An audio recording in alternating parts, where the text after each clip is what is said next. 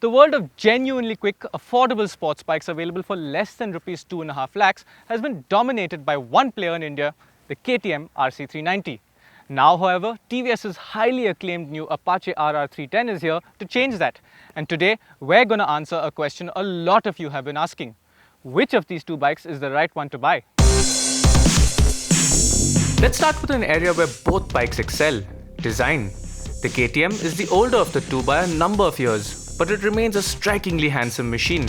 The slim and sleek RC has a number of features that are unique even today, including a full tail section that doubles up as a pillion seat and a clear front fairing that helps the bike look even more tight and compactly packaged.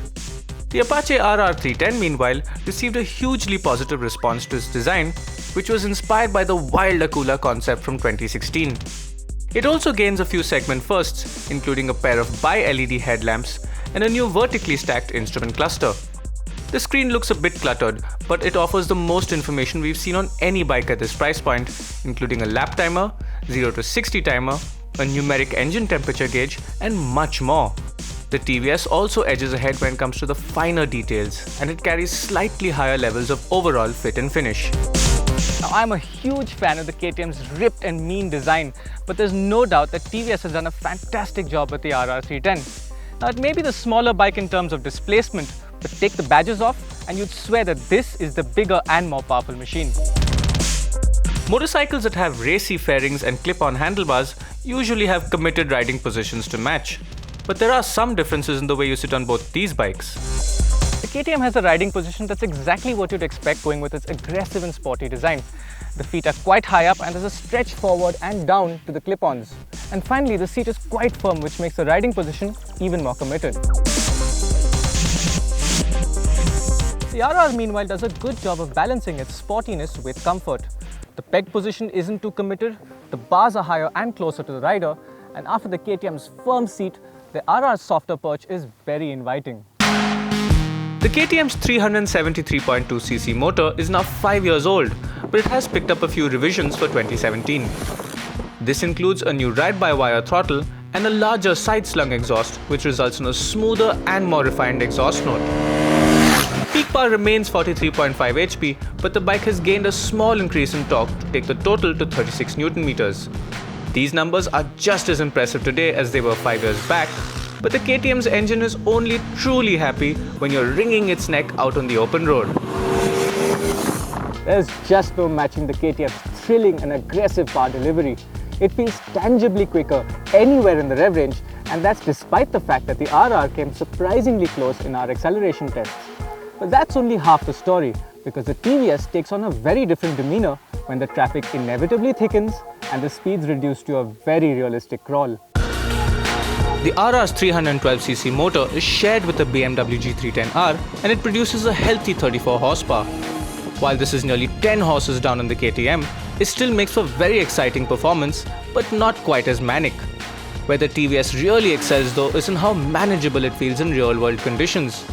The KTM has a distinct dislike for high gears at low speeds, which means you constantly have to shift gears in traffic, or the engine protests with loud clunks and a lot of judder. No such problems in the TVS though, which proves to be highly tractable. For example, it can comfortably run in 6th gear at speeds as low as 45 km per hour, a speed at which the KTM would like no higher than 4th gear. All that flexibility also helps the TVS in consuming significantly less fuel. And finally, the KTM also runs rather hot in heavy traffic, and it's not unusual to see the engine temperature bar gauge running at full. The RR gets pretty warm too, but it's nowhere close to as uncomfortable as the KTM, and TVS's patent-pending hot air deflector seems to be working well. When it comes to overall refinement though, neither rates particularly high, and both produce vibrations in the seat, bars and foot pegs at different points in the power band. However, the freer revving KTM does feel a little smoother than the RR, which picks up a vibration in the clip-on bars between 90 and 120 km per hour. The KTM also offers a slipper clutch, which results in slightly lighter lever feel and smoother downshifts, but the RR's 6-speed gearbox shifts with a firmer and more satisfyingly precise feel. In its latest update, KTM addressed the previous bike's spongy front brake, and the RC390 now boasts one of the sharpest stoppers in the business. One finger on the lever is all you need. 2017, the RC390 gained a softer and more supple suspension setup, but this bike is still a rock star in the corners. It feels super agile and grip is fantastic. When it comes to sheer thrills per minute, the RC is on another level and it urges the rider to go faster and faster. But the KTM never wants the party to stop, and despite the improved suspension comfort, it still doesn't like encountering bad roads. Now this is more down to the low set clip-on bars and the firm seat, which do a fine job of transmitting every bump and jolt to the rider, forcing you to slow down. Touring and commuting abilities are affected by this too, and it all leaves the KTM feeling quite one-dimensional. Our first experience of the RR310 was on the racetrack, and boy did it impress. Out on the road, the bike offers the same mix of sporty willingness and lots of confidence and composure without the same super sharp and reactive feeling as the KTM. Now a lot of that is down to how this suspension is set up.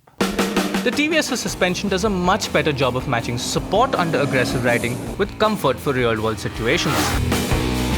Out on the racetrack or a road like this, the bike is quick to lean right over to knee-scraping angles, and the combination of a trellis frame and a longer wheelbase in the KTM provides excellent stability. The Michelin Pilot Street tyres are good, but not quite as good as the KTM's Metzeller's. Similarly, the TVS's brakes are quite good, but not that good.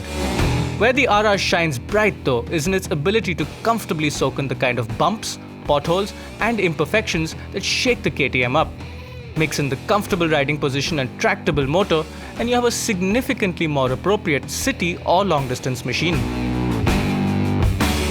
The RC390 still makes for good value today. At Rs 2.35 lakh ex-showroom, it costs Rs 30,000 more than the TVS, but when you consider the extra power, slipper clutch and better tyres, it's money well spent.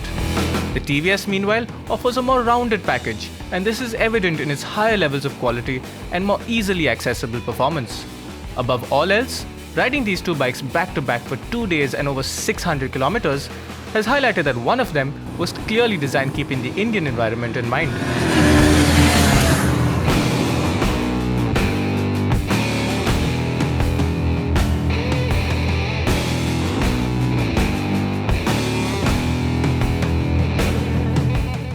Let's get this out of the way immediately. If you intend to buy a bike primarily for the purpose of fast weekend rides on the road or racetrack and don't really care about real-world usability, you should buy an RC390. For sheer speed, ability and undiluted thrills, it remains unbeatable.